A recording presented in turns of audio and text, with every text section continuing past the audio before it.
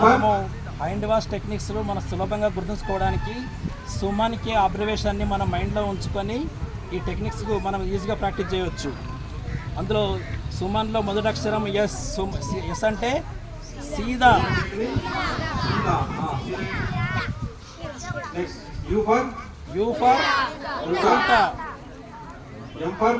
ఎం for ముట్టి. A for అంగూటా. A for అంగూటా. Next N for nails. K for కలాయి.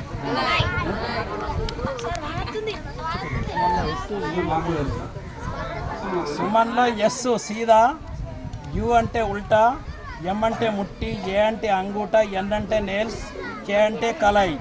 ఈ అబ్రివేషన్ని మనం గుర్తుపెట్టుకుంటే హ్యాండ్ వాష్ టెక్నిక్స్లో కన్ఫ్యూజ్ లేకుండా మనం జాగ్రత్తగా చేయొచ్చు.